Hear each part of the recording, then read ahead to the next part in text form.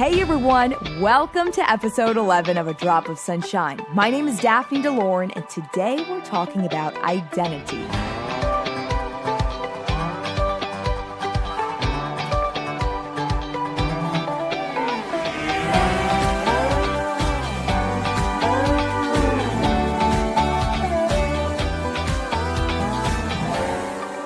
Purpose exists in everything and everyone. If you're listening to this right now, you're gifted with a beating heart and a very particular purpose. We were all created uniquely with gifts and talents no one else on this earth has, and one of the biggest tragedies is passing through this life without meaning or purpose. Most of us are influenced by family, friends, or other relationships on what we're supposed to do with our life or who we're supposed to be. This affects our careers, hobbies, and relationships. I don't have all the answers, but my mission is to help bring you truth and closer to your purpose, one drop at a time.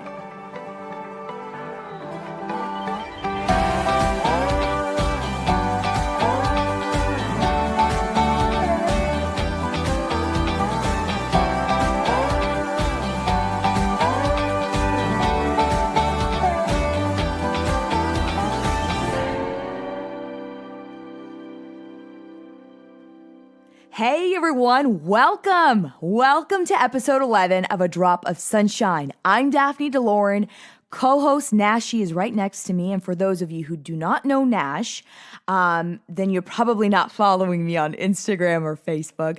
Nash is my dog, who's also the co-host of this show. So welcome.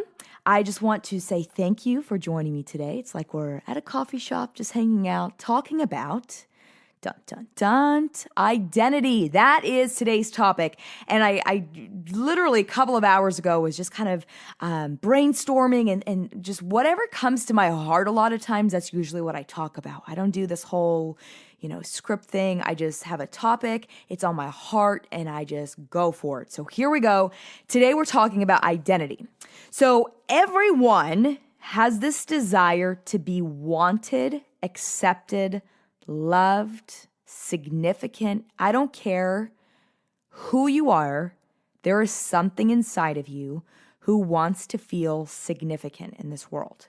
And I'll just go ahead and say it. You are so very significant because there's only one of you in this whole world. And in this season of life, God chose you to be alive, you to have a breath, you to have a beating heart, and you to have ears to even listen to me right now, which is crazy. That blows my mind. I always think about it and I talk about it, and maybe people think I'm a little crazy, but it's really crazy if you really think about it. I challenge you to think about it. So everyone has this desire to be wanted, accepted, loved. They want their life to be significant, so much so that they're going to go to any heights to change themselves, molding themselves into this person they were never intended or created to be. You know what I'm talking about? It's like this desire to be approved, this desire to be beautiful, wanted, significant. So they'll see someone on Instagram or they'll see someone successful and they will literally just copy them because they see how other people respond to this person. But because you're not that person, even if you copy everything they do, there's going to be this weird feeling inside of not feeling fulfilled because you were created to be someone very different. And so a lot of times what can distract us from this whole concept is distractions of money, fame, career, status. So I'm going to ask you to take out a piece of paper or maybe your iPhone notes. I don't know if Android has notes section, but take something out and write this down. Ready? My value is not dependent on my work. My value is not dependent on what I look like, how much money I have, how much I've accomplished in my life, how many friends I have, or what society considers to be valuable. When you don't know who you are and you can't be authentic and raw and real with people, and when you live for the approval and expectation of other people, you will never find fulfillment. Like you will be trying to mold yourself into someone who you were not created to be. So your very being is confused and unfulfilled. And there's really few things that are worse than that feeling. And a lot of people, their whole entire life is in that place. And so I want to encourage you, my friend, you are approved. You're approved from within. Our Creator has already approved you. So to just authentically be yourself, knowing not everyone is going to agree with you, and that is okay. And trust me, this is coming from someone who was, okay, let me tell you the story. Ready? I guess this would be a good time to tell a story. So, as you know, many of you know, I was a meteorologist for CBS in Michigan as well as NBC here in Nashville. I left a few months ago to actually start this podcast and help you live with purpose. And so I was in Michigan, and when I first moved to Michigan, I was green out of college. So I went to college. I got my degree in meteorology from Florida State University. And it was a blessing that I landed a job right out of college. I moved to Saginaw, Michigan. And while I was in Saginaw, Michigan, it was my first job on the air.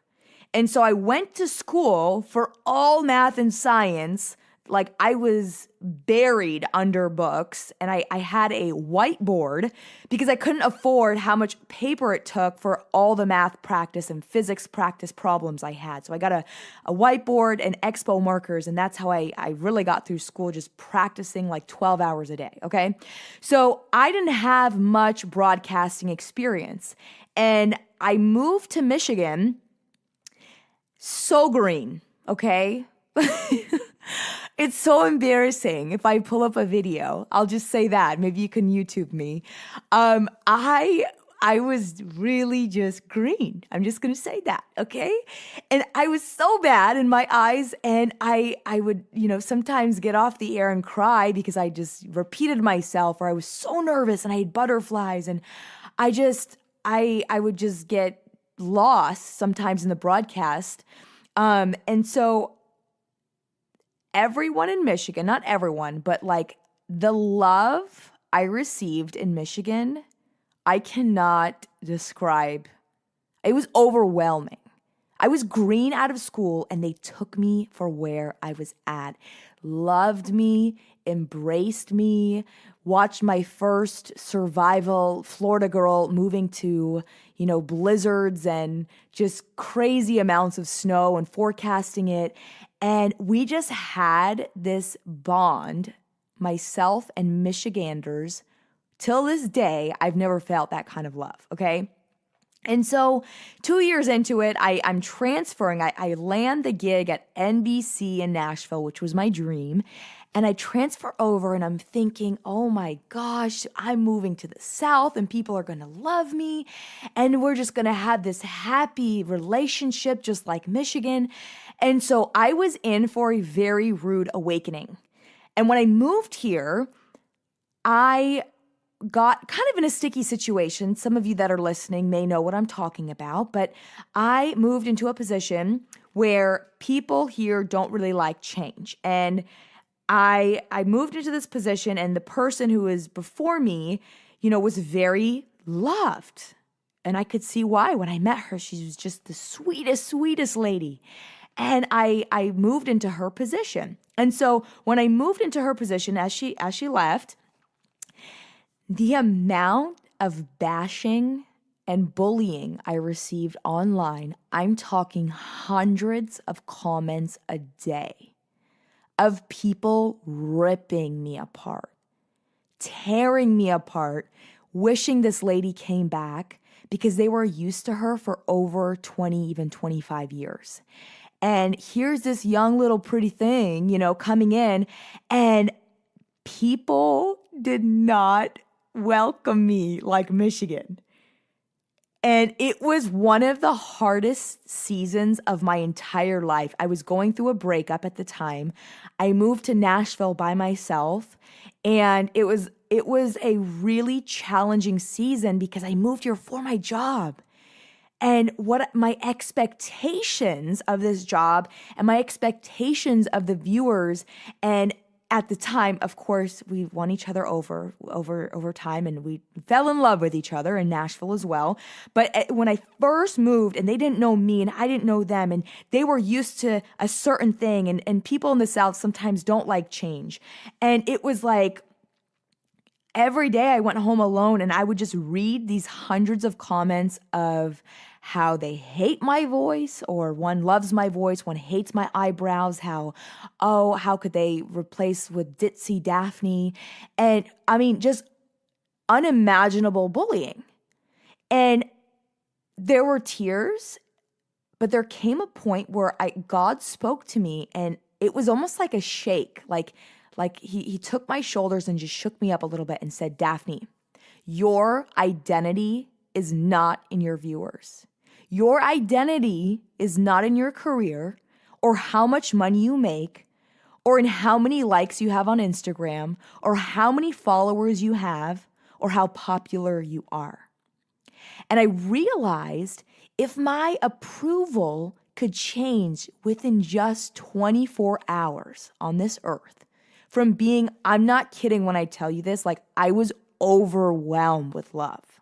I didn't even know what to do with myself. That's how loved I felt in Michigan. Within 24 hours, 180 opposite. It was an epiphany that my identity in God is unshakable. It doesn't change from yesterday to today to tomorrow. Everything he says about me is not changing.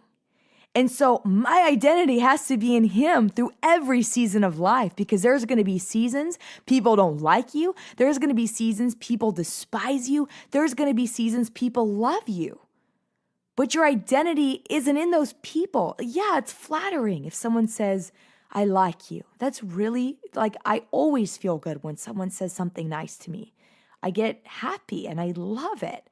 But if somebody says something bad about me and gossips behind me, those words aren't true. And that's not where my identity is.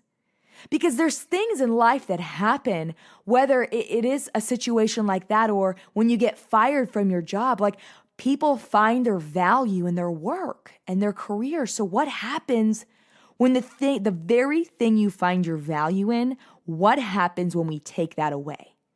You will lose your mind. What happens when your identity is in your boyfriend or your girlfriend? Like, yeah, you can fall in love. Yes, that's a good thing. There's risk to that. But when your whole identity and your whole everything is in this human being, when you are separated, the heartbreak that comes with that. I'm not saying heartbreak isn't there when you break up and they're not your identity. You share memories, but like, it's not as bad. I will say that. So in an imperfect world where our looks change, we age, we puff up, we slim down, we leave a job, we get a promotion, we are in a relationship, we break up. It's like up, down, you know. Your identity has to be in something that is not changing. So if you're counting on your looks, I will tell you right now, it's not always going to be that pretty. Okay, we are going to get wrinkles. We are going to get gray hair. But to embrace that, there's beauty in that. And I think it's so wise to find beauty in every person in every situation in life, because our mind always goes to the negative and judgmental places. But I think it's so wise to be able to find beauty in any given situation or any person. So I want to encourage you, wherever you are right now, whatever you're feeling. You may be feeling depressed. Maybe you're listening to this right now. Maybe you're feeling alone. Maybe you're feeling depressed. Maybe you're feeling lost. Maybe you're feeling unfulfilled. This is a fact. Every feeling, it's not physically possible or I should say emotionally possible, for any feeling to last. So if you're in that down season, it is so temporary. It is so temporary, and usually at the end of a low season comes a high season. So I want to encourage you, just know it's like a wave of the ocean. It comes, but there's always a light at the end of that. And if you can focus on the positive through that, even through the storm, and you find peace through the storm, there is fulfillment in that. So I'm going to challenge you right now, and I feel like every episode I challenge you. So I hope I am challenging you, because I think real friends should be challenging each other because they love each other. Okay, so we have maybe 90, 100 years on this earth. That's a fact. Like, we're all at one point, we're not going to live forever on this earth. So because of that, the visible things that we see don't matter. The material things that we get so caught up in don't matter. And so I want to challenge you and ask the question, like, what are you focusing on? What are you giving all your energy to during your time here? Do you feel fulfilled inside? With what you're doing right now, whatever that thing is, does that make you feel alive? Like, do a self-check. A lot of times we're so focused on the destination of where we want to go, and we think we're going to be happy when we get there. But I honestly believe it's really about who are you becoming along the way? Where is your identity along the way? Like, what are you referencing back to? What is the why in what you're doing? And what are you learning through these painful seasons? Like me moving from Michigan to Nashville and going through that, I want to say almost trauma of the bullying on social media, like that. I'm so grateful for that. I'm grateful for that pain, because not only I overcame the pain, I gained my strength, but I had this moment of realization. My identity in God is unshakable no matter what season I'm in. So I overcame it. I became stronger. And now I'm using my story with this microphone right now to bless the person who's hearing this, who it may help. So what painful situation in your life could you use to overcome and to help somebody else who may be going through a similar season in their life? So in a society that points towards, everything in our culture, basically making an attempt to steal our attention, to throw noise our way, and focus on unimportant things like what we look like and what we own and what our career is. And you need to be like A, B, and C to be accepted, or whatever that is. I want to encourage you to see through that and be intentional. When someone makes you feel like you need to be someone who you're not, that's too big of a cost, because that affects your entire being, your entire life. Let's say your mom told you when you were little, you need to be, a doctor to be successful, and you went on that path. Like, that's years of unfulfillment if you were not created to be a doctor. And just know your identity is not in your mom. Your identity is not in human beings or careers or money. So I hope this encouraged you today. And I challenge you to really just analyze where you find your identity, and to realize it truly is not in your work. Your value is not in your work. And you, my beautiful friend who's listening to me right now, you are already approved. Before I let you go, I do want to remind you, I am booking Inspirational Speaking Gig. So if you or a friend have an event, that's Noah giving you a little inspiration. If you or a friend have an event, a conference, and you think a drop of sunshine would be suitable and I could bring some sunshine into their lives, let me know by shooting me an email, daphne@daphnedeloren.com. I would love to hear about the gig and speak there, potentially. By the way, I want to remind you, I am now booking dates on my calendar. I am speaking, inspirational speaking, dropping sunshine at events, at conferences. So if you or a friend has or knows about an event or conference that a drop of sunshine would be suitable for, please shoot me an email, daphne@daphnedeloren.com. And I would love to hear more about the event details, and maybe we'll be a great fit. All right, my friends, if you got something out of this message, I would truly appreciate a star, a comment, even a review. That would mean the world to me. And by the way, if you like a drop of sunshine and it's bringing value to your life, consider becoming a patron. By becoming a patron, you'll get personalized monthly videos from me directly to you. So super excited about this, just starting this. You can do that by going to patreon.com/a drop of sunshine. That is patreon.com/a drop of sunshine. I'll also put that link under the show description notes, so you can catch that there as well. Of course, you can catch me on Instagram, you can catch me on Facebook, and if you haven't already subscribed to my daphnedeloren.com website, you can definitely do that as well. Thank you all for listening. I hope you're having a wonderful day, a wonderful week. I love and appreciate each one of you.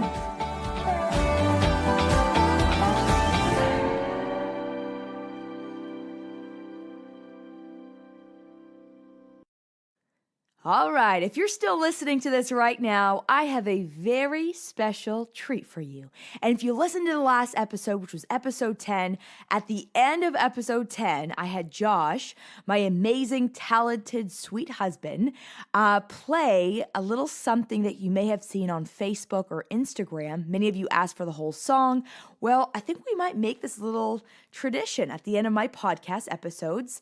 Maybe not all of them, but we're going to try to do as much as we can. And Josh is going to play a little tune called Before I Knew You. Before I Knew You. Get it, baby.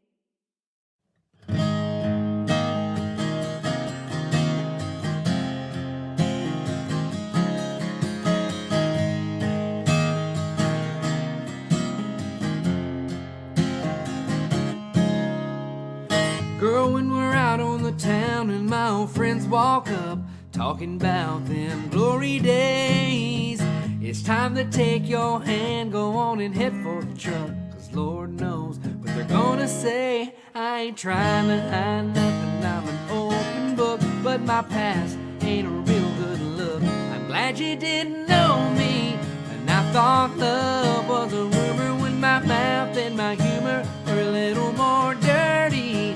When I drank to drink, never stopped to think. One day, when I'm knocking on 30, I'd meet a girl, take one look at her, and know a guy like that won't do. I'm glad you didn't know me before I knew you.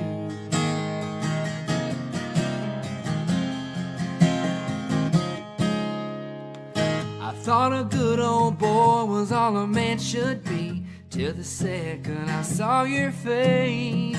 You showed up right on time and got the best of me, and you make me better every day. I'm still rough around the edges and I cuss sometimes. You just smile and roll your eyes. I'm glad you didn't know me when I thought love was a rumor, when my mouth and my humor were a little more dirty. When I drank to drink, never stopped to think.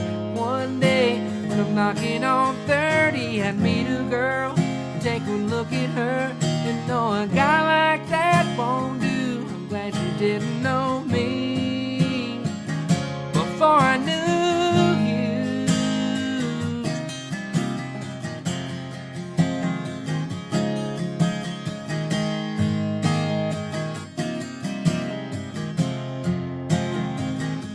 Before I knew you were the one for me, before I knew you would change everything.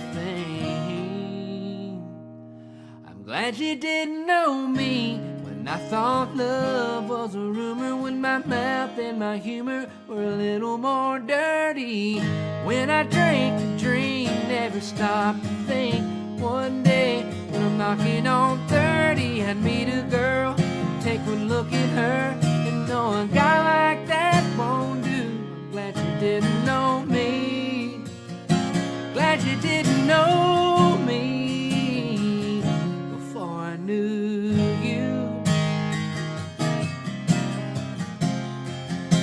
Yeah, before I knew